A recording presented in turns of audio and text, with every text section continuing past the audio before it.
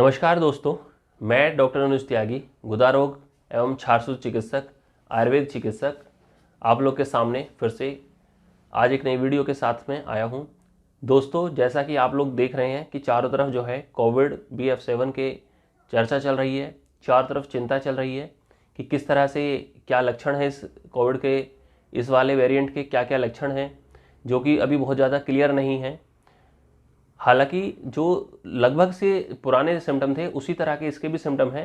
हालांकि इसमें बहुत ज़्यादा कफ या बहुत ज़्यादा गले में दर्द भी बहुत ज़्यादा चीज़ें नहीं आ रही हैं, क्योंकि बता रहे हैं कि ये वाला जो वेरिएंट है इसका जो डायरेक्ट ये आपके लंग्स में ही जाकर के इफेक्ट कर रहा है, गले में के स्वैब लेने पर भी ये इतना ज़्यादा नहीं आ रहा है।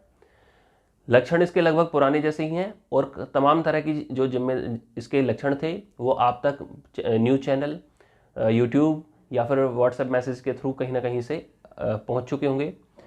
जब तक इसकी WHO की गाइडलाइंस जो है वो भी आपको इसके जो सिम्टोमेटिक आपके सामने आते रहेंगे इसके सिम्टम, तब तक जो है और भी जस्टिफाई होते रहेंगे। अगर इसके भगवान ना करे अगर इसके केस बढ़ते हैं तो ऐसी स्थिति में भी लक्षण और भी जस्टिफाई होते हुए आपके सामने आते रहेंगे। फिलहाल अभी अगर आपको बदन दर्द ज़्यादा लगातार रह रहा है, ऐसे में एक आपको टेस्ट जरूर करा लेना चाहिए। अगर आपको लगातार गले में दर्द, खराश या फिर बहुत ज़्यादा बहती नाक या खांसी इस तरह की चीज़ें चल रही हैं तो ऐसे में भी आपको चीज़ें करा लेनी चाहिए।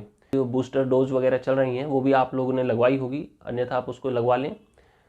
और एक और जानकारी वाली बात है इसमें यहाँ पर कि अब बात आती है कि इसका ट्रीटमेंट जैसा पिछली बार हम लोगों ने किया था, जैसे कि गले खराश के लिए हम लोग पहले भी व्योषादिवटी बहुत अच्छे से काम किया था, गले के साथ साथ खांसी और जैसी चीज़ों में भी सीतोपलादी चूर्ण ने बहुत अच्छा काम किया था। हल्का सा जो बदन दर्द बुखार में है, अगर आपको इस तरह की कोई भी पैरासीटामोल जैसी या क्रोसिन जैसी कोई भी गोली आप ले सकते हैं। किसी न किसी डॉक्टर की सलाह जरूर लें किसी भी दवाई को लेने से पहले। जो भी आगे का लाइन ऑफ ट्रीटमेंट रहेगा उसको गवर्नमेंट अपने अकॉर्डिंगली ज़रूर उसको फॉलो कराएगी। साथ के साथ इस सब के अलावा भी दोस्तों, जो मेरी तरफ से आपके लिए चल रहा है वो ये बात बहुत ज़रूरी है कि इन दो दवाइयों के अलावा भी आपको खाने पीने में आप अपनी इम्यूनिटी को कैसे मेंटेन करें, आप अपना ऐसा क्या खाएं ताकि आपकी इम्यूनिटी पावर जो है वो बरकरार रहे। देखिए, इम्यूनिटी पावर तो किसी को ने कभी देखी नहीं है और ना ही आज तक इसे जस्टिफाई कर पाए हैं। जो जितना सुरक्षित और जो जितना सेफ रह जाता है बस वही कहता है कि मेरा इम्यूनिटी पावर अच्छा था तो मैं इसलिए मैं बैलेंस रहा, मैं ठीक रहा। जबकि आयुर्वेद चिकित्सक जो है वो ये मानता है कि जो जठराग्नि यानी कि जो गैस्ट्रिक जूस होते हैं वो हमारी इम्यूनिटी पावर की तरफ को इंडिकेट करती है। यानी कि जिस पेशेंट की जितनी ज़्यादा जठराग्नि यानी कि गैस्ट्रिक जूस जितने हल्के, जितने लाइटली रहेंगे और जितने अच्छे रहेंगे, उतना ही ज़्यादा वो पेशेंट जो है वो ठीक रहेगा। वो देखिए दोस्तों, जठराग्नि यानी कि गैस्ट्रिक जूस जो सबसे ज़्यादा चेंज होते हैं, उसमें जो बदलाव आता है हमारा, वो दो समय पे जरूर आता है जब भी सीजन चेंज होता है, उधर फरवरी और मार्च पे। इसीलिए हमारा मार्च में आते आते हम ज़्यादातर लोगों को कफ पिघलते हुए अपना ज़्यादा कफ पिघलता है और लोगों को कफ, कोल्ड, कोराइजा जो है जैसी चीज़ें शुरू हो जाती हैं। इस सब के अलावा जब मौसम बदलता है हमारा जुलाई और अगस्त के बाद में, तो हम लोग देखते हैं कि मलेरिया, टाइफाइड, डेंगू इस तरह के जो तमाम सारे बुखार हैं वो गैस्ट्रिक जूस को जो है वो इम्पैक्ट करते हैं। हमेशा सबसे पहले उसका जो है पेट में भारीपन जैसी चीज़ें शुरुआत होती हैं और फिर बदन टूट करके और बुखार चढ़ना शुरू हो जाता है। तो दोस्तों, इसका मतलब है कि जठराग्नि, गैस्ट्रिक जूस आपको बैलेंस रखने हैं। ये सब रखने के लिए आपको क्या करना चाहिए?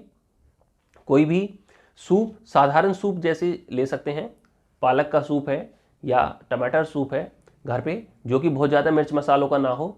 हल्के से हींग, जीरा, अजवाइन, सेंधा नमक डाल करके आप इस तरह के सूप को अपना बना सकते हैं घर पर। और ये सूप आपको हमेशा आपके घर में तैयार रहे। घर में बाहर से कोई बंदा आ रहा है, आप आए, जब भी मौसम लगा, जो भी चाय जैसी चीज़ें उनको बंद कर सकते हैं, कॉफ़ी जैसी चीज़ें आप उनको बंद कर सकते हैं और इस सूप को आप उस समय पे अपने घर में यूज़ कर सकते हैं। सुबह सुबह उठे, आपने सूप रखा हुआ है, तुरंत फ्रेश बनाया या फिर आपने पी लिया, सुबह की चाय का टाइम अपना, ये सूप आपके जो रात भर का जो कफ इकट्ठा हुआ है वो सारा का सारा आगे की तरफ निकल जाएगा। गंद आपके गैस्ट्रिक जूस जो है वो फिर से फ्लेवर हो जाएंगे और फिर से आपके जूस जो है वो डिटॉक्सीफाई हो जाएंगे। आजकल जो है ग्रीन टी के नाम पर भी बहुत सारी कंपनियां चल रही हैं, तो ऐसे में ग्रीन टी वालों के लिए भी मैं बता दूं जो लोग ग्रीन टी के शौकीन हैं, उसमें एक अलग तरह का मसाला, जिस तरह की चीज़ें डाली जाती हैं एक फ्लेवर चेंज करने के लिए, जिसकी वजह से वो आपके गैस्ट्रिक जूस में, जहाँ जो एक आप चाय पीते हैं वो वाली, तो आपके गैस्ट्रिक जूस को का जो डाइल्यूटेशन है उसको स्लो कर देती है, उसको डाइल्यूट कर देती है। ठीक है, जैसे आपने कोई सब्जी बना रखी है, आपके घर पे ज़्यादा गेस्ट आ गया, आपने कोई पानी मिला करके बना दिया, लेकिन उसका पहले जैसा टेस्ट नहीं हो सकता। दूसरी जो चीज़ रह गई है वो ज़्यादा आपका हो गया है कि पेशेंट को आपने उसको वो ज़्यादा कंसनट्रेटेड हो गई। जैसे आप से तो जो आपकी ग्रीन टी है, वो ग्रीन टी आपको उस तरह से उसको उसके गैस्ट्रिक जूस को ज़्यादा एग्रेसिव कर देती है और ज़्यादा हाइपर एसिडिक कर देती है। ऐसी स्थिति में वो आपको गड़बड़ में पहुंचाता है, तो आपको अपनी जठराग्नि जरूर सुरक्षित रखनी है। दोस्तों, यहाँ पर हम लोग जो है इस तरह की चीज़ों पे भी खास तौर पे ध्यान रखेंगे कि हमें क्या क्या नहीं करना है। जैसे कि हम लोगों को ओवर डाइटिंग नहीं करनी है, कि भूख नहीं लग रही है और हमने ओवर डाइट कर ली, फिर भी खाना नहीं है लेकिन हमने ज़्यादा खा लिया है। भारी चीज़ों को खाने से बचें, हैवी मील लेने से बचें, ज़्यादा ओवर ईटिंग करने से बचें।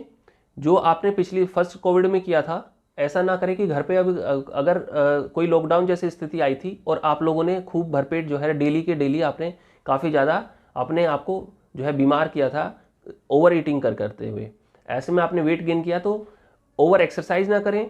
जो जिम वाले हैं वो लोग अपना जो एक्स्ट्रा प्रोटीन, वे प्रोटीन जैसी चीज़ें लेते हैं, स्टेरॉइड जैसी चीज़ें लेते हैं, आप लोग उनसे ज़रूर बचें। इन सब से आप बचे रहेंगे तो क्यों, इससे आपका गैस्ट्रिक जूस को ज़्यादा काम करना नहीं पड़ेगा।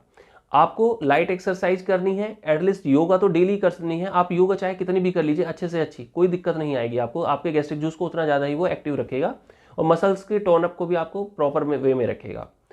लेकिन जिम में आपको जाने से जो है ज़रूर बचना चाहिए, ओवर एक्सरसाइज से ज़रूर बचना चाहिए। इस सब के अलावा आपको सूप जैसी चीज़ें मैंने बताई हैं, आपको गर्म पानी पीजिए। आप अपनी जो भी प्रक्रिया है उसको, मूंगफली, बादाम जैसी चीज़ें जो ओवर ईटिंग करते हैं उनसे भी बचना चाहिए। मैंने पहले भी एक वीडियो बनाई थी कि मूंगफली और बादाम या अखरोट जैसी चीज़ें जो ऑयली बेस्ड हैं, इनको कैसे किया जाता है। और क्योंकि इसके खाने के बाद भी आपके गैस्ट्रिक जूस हैं वो जो है उतने अच्छे से काम नहीं कर पाते हैं।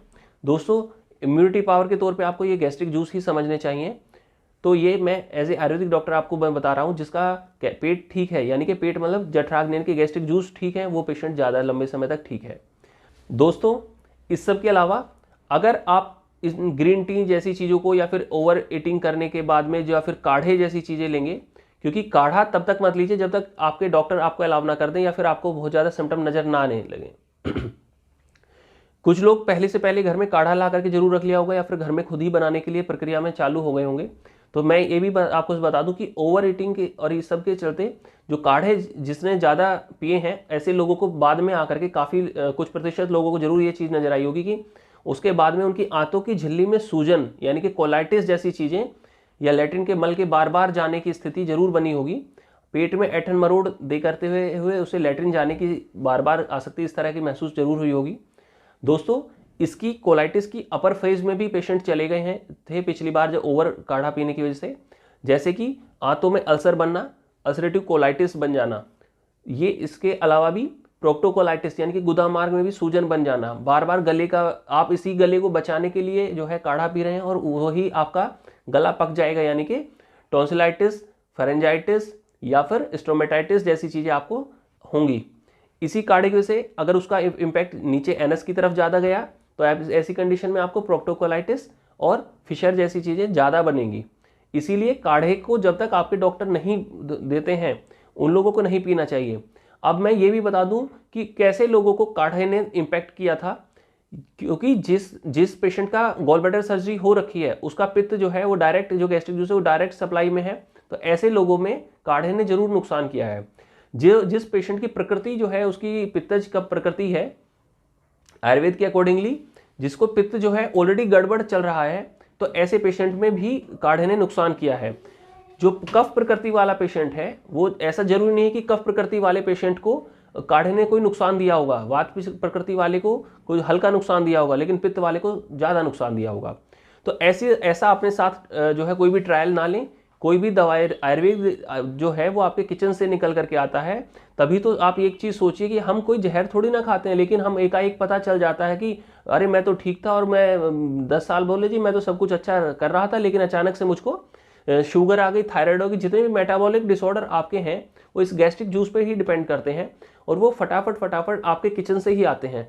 ये एक बहुत बारीक सी चादर है जिसे हम लोग बस वो कब में चेंज हो जाती है हमें पता नहीं चलता है कि हमारे किचन के जो मिर्च मसाले हैं वो ओवर हो जाते हैं, कब हमारे ये हल्के हो जाते हैं। तो ये एक समानांतर जो है बने रहना चाहिए। इसके लिए आपको बीच बीच में आपकी अपनी प्रकृति के हिसाब से आपको एक आयुर्वेदिक डॉक्टर से कंसल्ट करते हुए भी आपको ये चीज़ें आगे बढ़ाते रहनी चाहिए। दोस्तों, कोविड में अपना बचाव जरूर रखें। मास्क और जो आपको बताया है कि 2 गज की दूरी है बहुत ज़रूरी, इन सब चीज़ों का फॉलो करते रहें, ठीक है। और ऐसी मेरी मनोकामना है कि हमारे यहाँ हिंदुस्तान में कोविड जो है फिर से हारे, बार बार हारे, और जो भी है हम लोग हमेशा इसमें जीतते रहें। और हम लोग आयुर्वेद के जरिए जो भी अपने खाने पीने में सुधार कर सकते हैं हम उनमें ज़रूर सुधार करें। इसी के साथ में नमस्कार।